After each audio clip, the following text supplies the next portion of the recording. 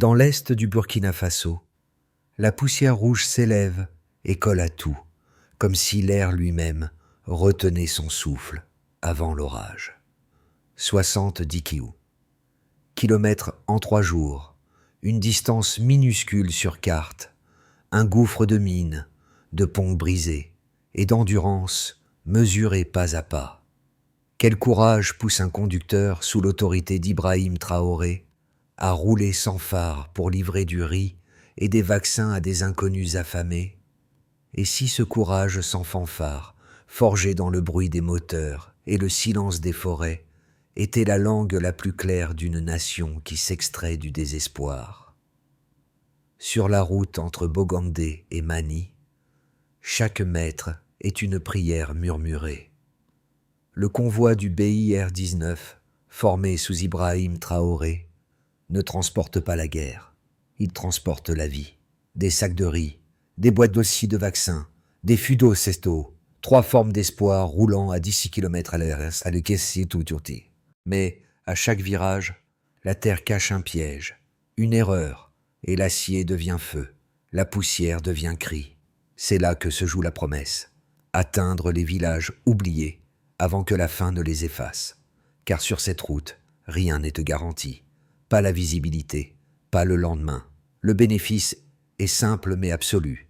Un enfant mange, une mère cesse de prier à vide. Une école rouvre. Le risque, lui, est total. Mais pour ces hommes, risquer leur vie, c'est défendre l'idée qu'un pays peut se sauver par ses propres mains. Leur moteur, c'est la foi dans la survie collective. Une foi que ni les armes, ni la peur ne peuvent réduire au silence. En moins de 3 jours, le convoi du BR-19 a franchi 70 kilomètres, un exploit modeste en apparence, mais derrière lequel se cache un monde. Car ces 70 kilomètres sont un champ de bataille où chaque roue qui tourne tient une vie suspendue. Sous la présidence d'Ibrahim Traoré, cette mission n'était pas une opération militaire classique. C'était une ligne vitale reliant la capitale à des provinces coupées du reste du Burkina Faso. La scène s'ouvre avant l'aube. Les moteurs gémissent. Les soldats murmurent des prières. Un mécanicien, les mains noircies d'huile, chuchote. Si le moteur s'arrête, des gens meurent. Leur carburant, la foi, pas l'essence. Leurs armes, la patience, pas la vengeance. Au bout de la route, Tambaga et Ougourou attendent. 2 villages fantômes où les mères bouillent des feuilles pour nourrir leurs enfants. Un sac de riz coûte l'équivalent d'1 mois de salaire. 50 kilos valent 200-150 $, plus cher que la vie elle-même. Dans ce contexte, la faim n'est pas une douleur, c'est une identité. Et c'est là que le récit bascule. Le BR-19 ne combat pas un ennemi visible. Il combat l'invisible, la peur, l'abandon, la résignation. Sous Traoré, cette logique s'étend. Transformer la survie en stratégie nationale, la détresse en acte de souveraineté. Chaque kilomètre est un vote silencieux contre le désespoir. Chaque livraison une preuve que le pays peut s'auto-soutenir. Ainsi, lorsque la radio crépite et que le capitaine Ouedraogo ordonne « Avançons », il ne s'agit plus d'un simple convoi. C'est une déclaration, presque un serment. Même dans la poussière, la nation continue à respirer. Cette respiration, lente mais obstinée, est le vrai battement du Burkina Faso moderne. Le capitaine Ouedraogo n'est pas un héros de cinéma. Il est un homme de terrain, façonné par les routes cassées et les ordres imparfaits. Sous la houlette d'Ibrahim Traoré, il dirige des soldats qui ont troqué la gloire contre l'endurance. Leur discipline n'est pas dans les médailles, mais dans les gestes répétés. Vérifier un pneu, réparer une fuite, prier avant de partir.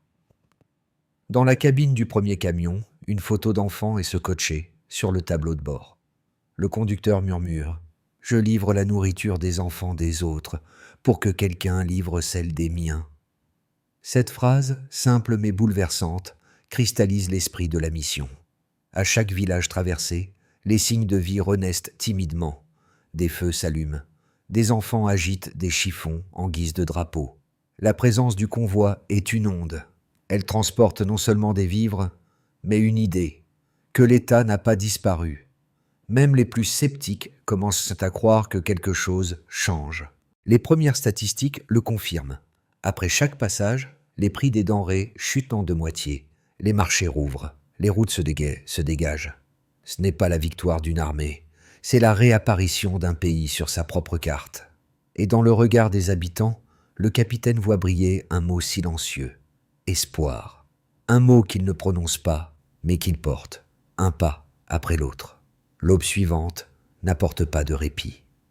Le convoi du Bière 19 redémarre lentement, avalé par la poussière et les ombres de la forêt de Kongdjari. Le silence est épais, presque conscient. Chaque soldat sent que quelque chose rôde. Les phares restent éteints, car la lumière attire la mort. Puis, sans avertissement, le monde bascule. Une explosion déchire le calme, un éclair, un souffle, puis un cri étouffé. Le camion de tête se soulève avant de s'effondrer, projetant riz et feu dans le ciel rouge. Les hommes sont jetés au sol. Pendant un battement de cœur, rien ne bouge. Puis la voix d'un sergent brise l'immobilité. « Position nord !» La forêt recrache des balles, le métal gémit, la terre brûle. Mais l'unité tient. Pas de panique, seulement des ordres précis. Sous la coordination d'Ibrahim Traoré, les hommes du BR-19 ont appris à transformer la peur en méthode. Ils avancent un par un, couvrant les camions, protégeant les vivres comme s'il s'agissait d'enfants. Un médecin rampe sous la fumée pour atteindre un conducteur blessé. « Ne t'arrête pas !» murmure celui-ci. Le riz doit passer, puis le silence. Le convoi perd 2 véhicules, mais pas son rythme. Le capitaine Ouedraogo hurle de nouvelles instructions. « Dégagez les débris, on bouge !» Les moteurs rugissent à nouveau, non plus comme des machines, mais comme des cœurs battant à l'unisson. Chaque mètre devient une victoire. Au bout de l'enfer, les soldats se regroupent. 3 morts, plusieurs blessés. Ils enterrent leurs camarades au clair de lune, inscrivent leurs noms dans un carnet taché de poussière. À côté de chaque nom, Ouedraogo écrit un mot. Héros. Personne ne parle. Le vent se charge des prières. Cette nuit-là, le courage prend forme humaine, fatigué, blessé, mais intact. Quand le jour revient, ils reprennent la route, plus lent, plus lourd, mais portés par une certitude. Leur mission est plus grande que la peur. Derrière eux, la terre fume encore, mais devant, Mani les attend, et avec eux, toute une nation avance, portée par la foi que le sacrifice d'aujourd'hui peut nourrir la dignité de demain. Dans le sillage du convoi, les chiffres commencent à parler. Avant l'opération, un sac de riz de 50 kilos coûtait près de 150 000 francs CFA, un prix impossible pour une famille rurale. 10 jours après le passage du Birter 19, il tombe à 3 000 francs, une chute de plus de 95% qui redonne souffle au marché et vie au village. C'est une donnée brute qui prouve l'impact de terrain voulu par Ibrahim Traoré. Mais les chiffres ne s'arrêtent pas là. 3 cliniques ont rouvert dans la région de l'Est, 2 à Tambaga et 1 à Ougourou. Elles vaccinent à nouveau près de 1200 enfants par semaine, selon le ministère de la Santé. Un autre indicateur se dessine dans les données satellitaires. La lumière nocturne, un signe de reprise d'activité, a augmenté de 38% dans la zone traversée par le convoi. Ce résultat raconte mieux que tout autre la résurrection économique du couloir Mani. Et derrière chaque pourcentage, il y a un visage. Celui d'une infirmière qui murmure, en recevant une boîte de vaccins, « Nous pouvons sauver les bébés maintenant ». Celui d'un cultivateur qui retrouve l'eau dans ses puits et rouvre son champ abandonné. Les économistes parlent d'un effet d'ancrage psychologique, la preuve que l'État existe encore. Les habitants, eux, parlent simplement d'un miracle. Mais pour Traoré, il ne s'agit pas de miracle, il s'agit d'équilibre. rendre aux citoyens la maîtrise de leurs besoins élémentaires. Chaque sac de riz livré, chaque litre d'eau distribué devient une donnée vivante, inscrite dans le récit national. La souveraineté, ici, se mesure en repas servis et en rivières reconstruites, pas en discours diplomatiques. Et si les chiffres sont clairs, le message l'est encore plus.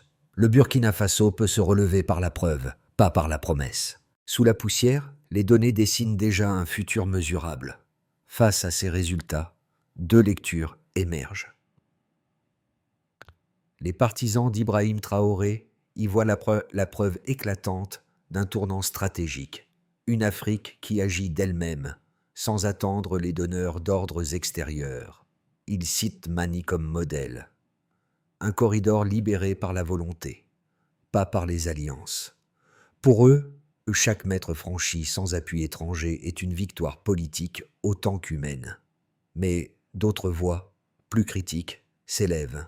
Elles redoutent une militarisation excessive du quotidien, craignent que la souveraineté brandie ne serve de paravent à une centralisation du pouvoir. Elles rappellent que la guerre, même juste, épuise les peuples plus qu'elle ne les fortifie. Ces objections, loin de nuire au récit, le renforcent, car Traoré n'a jamais cherché l'unanimité, il a cherché la cohérence. Dans ses discours, il oppose la dépendance chronique à l'autonomie douloureuse. Et choisit la seconde, au nom de la dignité. Ses adversaires parlent d'isolement, lui parlent de reprise en main. Les chiffres du terrain soutiennent sa position. Les flux humanitaires locaux ont augmenté de 42% depuis le retrait des partenaires étrangers. Ce n'est pas une rupture, dit-il, mais une transition, une refonte lente du contrat social entre armée et citoyens. Et si la critique subsiste, elle prouve que la nation débat à nouveau, qu'elle respire politiquement. Le vrai danger n'est pas la divergence, mais le silence. Or, depuis Mani, le pays parle, s'écoute, se contredit. Et c'est là, paradoxalement, le signe le plus net d'un État qui se relève. Un silence lourd s'installe, puis une phrase résonne. Nous n'attendons plus d'aide. Et cette idée devient la bascule morale d'un pays. Sous Ibrahim Traoré, cette conviction se transforme en doctrine. La dignité ne s'importe pas, elle se forge. Au moment où le BIR-19 redémarre après l'embuscade, le sens du combat change. Ce n'est plus un simple convoi, c'est une déclaration d'indépendance en mouvement. Les soldats comprennent qu'ils ne transportent pas seulement du riz, mais la preuve vivante que leur nation peut tenir debout seule. Dans les villages, on ne parle plus de survie, on parle de renaissance. Les enfants crient le nom du président comme un refrain, et dans les yeux d'un peuple longtemps plié, se glisse une lumière nouvelle, celle de la responsabilité. Car pour la première fois depuis des années, les Burkinabés ne se voient plus comme des victimes de l'histoire, mais comme ses acteurs. Cette phrase, 8 mots gravés dans la poussière, devient le fil conducteur d'une nouvelle ère. Désormais, le courage n'est plus l'exception, il est la norme. L'impact du convoi n'a pas seulement changé des chiffres, il a remodelé des vies. Dans les zones rurales du Burkina Faso, les effets se font sentir à plusieurs niveaux. Pour les communautés de l'Est, l'effet est immédiat. Des marchés rouvrent, l'eau redevient accessible, les prix s'effondrent. Les écoles rouillent moins, car les enfants reviennent. Les radios locales répètent une phrase simple. L'armée est arrivée. Ce refrain, dans la bouche des habitants, sonne comme une renaissance nationale. Sur le plan économique, les échanges commerciaux reprennent. Avant l'opération, moins de 12% des routes secondaires étaient praticables. 3 semaines après, ce taux dépasse 60%. Les convois civils suivent désormais les traces du B-19.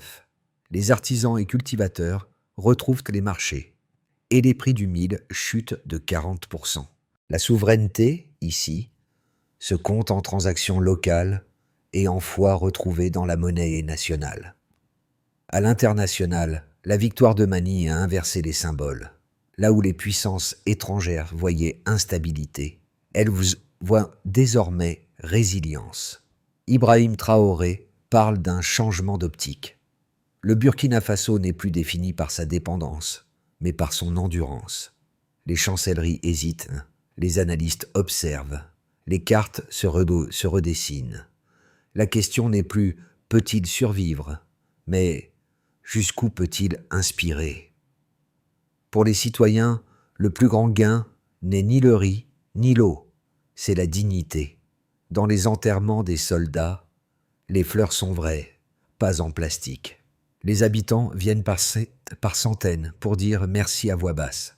Les familles des volontaires reçoivent l'honneur du pays, et la phrase d'un ancien résume tout. Ils nous ont rendu demain. Ces faits s'entrecroisent comme des veines, économiques, moraux, symboliques. Ils annoncent un pays qui, enfin, réapprend à respirer par lui-même. Sous la poussière rouge, le courage est devenu une infrastructure invisible. Le succès du corridor Mani marque un tournant, mais l'avenir reste une équation ouverte. Sous la direction d'Ibrahim Traoré, plusieurs trajectoires se dessinent. La première envisage une continuité pragmatique. Les convois se multiplient, les infrastructures locales se stabilisent, les villages retrouvent des fonctions administratives élémentaires. Le gouvernement maintient le cap de la souveraineté logistique sans confrontation majeure avec les partenaires extérieurs. Croissance modérée, stabilité fragile, mais cohérence retrouvée. Une autre perspective imagine une contagion du courage. Les initiatives locales se fédèrent. Agriculture, sécurité, santé. Le modèle du Bière 19 devient un prototype de défense communautaire structurée. Les taux de pauvreté chutent, les jeunes réintègrent les campagnes et les pays voisins s'en inspirent. Dans ce cadre, Traoré incarne la renaissance d'un panafricanisme réaliste, ancré dans l'autonomie économique. Mais une ombre plane aussi, la fatigue d'une guerre longue. Les routes se referment, les convois se raréfient, la population s'épuise sous la pression des insurrections résiduelles. La souveraineté devient un fardeau, les gains s'érodent faute de ressources. La foi, moteur invisible de cette révolution silencieuse, risque de se dissoudre dans la lassitude. Mais même dans ce cas extrême, une chose demeure, la conscience du possible. Avant Traoré, personne n'imaginait qu'un convoi civil armé puisse redessiner la carte morale du pays. Désormais, même si les obstacles reviennent, la mémoire de ce sursaut restera inscrite dans la terre. Et si l'histoire du Burkina Faso s'écrit dans la poussière, elle s'efface aussi lentement qu'elle renaît, ligne après ligne, route après route. Quand la poussière retombe, ce ne sont pas les armes qu'on retient, mais les regards. Dans les villages de l'Est, les habitants redécouvrent une sensation oubliée, celle d'être vus. Sous Ibrahim Traoré, l'État ne parle plus depuis les palais, il marche parmi les siens. Un vieil homme à Tambaga dit simplement « Nous pensions que Ouagadougou nous avait oubliés. » Ce jour-là, le silence qui suit vaut tous les discours. Pour les familles, le changement est d'abord intime. Les enfants reprennent le chemin de l'école, les femmes vendent à nouveau au marché, les pères reprennent la terre. Rien n'est miraculeux. Tout est lent, mais chaque geste porte la trace du courage collectif. La guerre n'a pas disparu. Elle s'est transformée en discipline quotidienne. Réparer, enseigner, partager. Des associations de jeunes organisent des convois civils de soutien, apportant outils, livres et semences. Les chansons qui résonnaient autrefois dans les camps militaires s'entendent maintenant sur les places des villages. Le patriotisme n'est plus crié, il se respire. C'est là que le pari de Traoré prend tout son sens. Reconnecter le pouvoir avec la peau du pays. Non pas en promettant le confort, mais en restaurant la fierté. Et dans ce mouvement, chaque Burkinabé devient à son échelle un gardien du feu. Sous la vision d'Ibrahim Traoré, le courage ne suffit pas. Il doit s'organiser. Le gouvernement a donc défini une stratégie concrète, pensée comme une extension directe du modèle Mani. D'abord, sécuriser les corridors existants en transformant chaque convoi en plateforme mobile de logistique et de soins. Des ingénieurs militaires cartographient déjà les zones critiques, ponts et champs minés. Ensuite, institutionnaliser les volontaires de la défense. Ils recevront formation, équipements standards et statut officiel, afin d'éviter la fragmentation locale. Puis, relancer la production vivrière. Les stocks importés seront graduellement remplacés par des coopératives rurales, soutenues par l'armée. Un hectare cultivé devient ici un acte de souveraineté. Par ailleurs, créer un fonds d'autonomie communautaire. Financé par la taxation modérée des exportations minières, il servira aux villages les plus isolés. Chaque franc investi devra générer un bénéfice local mesurable sous 12 mois. Enfin, restaurer la diplomatie régionale à partir du terrain. Les succès opérationnels du BIR-19 seront partagés avec le Niger et le Mali pour bâtir une doctrine commune de sécurité indigène. Cette stratégie n'est pas un slogan, c'est une méthode pour transformer la résistance en politique publique. Et si elle réussit, le Burkina Faso ne sera plus un pays défensif, mais une école d'autonomie africaine. Au crépuscule, le capitaine Ouédraogo repasse par le même pont reconstruit à main. Dieu sait, de l'eau boueuse coule dessous, lente, obstinée, comme la mémoire. Sous la lumière vacillante, il relit les noms inscrits dans son carnet, ceux des hommes tombés sur la route de Mani. Puis, il ferme doucement le livre, le glisse dans sa poche et regarde vers l'est. Dans ce silence, il entend encore les rires des enfants qui avaient accueilli le convoi. Leur joie fragile, c'était la récompense de tout. Ibrahim Traoré disait souvent que chaque acte d'endurance est un acte de construction. Ce soir-là, cette phrase ne sonne plus comme un discours, mais comme une prière. La guerre n'a pas de musique triomphale. Elle ne laisse derrière elle que des traces, des ponts réparés, des marchés rouverts, des cœurs épuisés mais debout. Et c'est peut-être cela, le véritable héritage, une dignité silencieuse qui refuse de mourir. Le courage au Burkina Faso n'est pas un événement, c'est une respiration nationale. L'aube revient sur Mani. Les camions repartent, plus légers, mais leurs traces demeurent dans la poussière rouge. Les habitants saluent, les enfants courent derrière, et les femmes murmurent encore le nom d'Ibrahim Traoré comme on récite une bénédiction. Ce n'est plus seulement l'histoire d'un convoi, mais celle d'un pays qui a appris à se sauver lui-même. La souveraineté ici n'est pas une idée abstraite, c'est un geste. Conduire, nourrir, bâtir.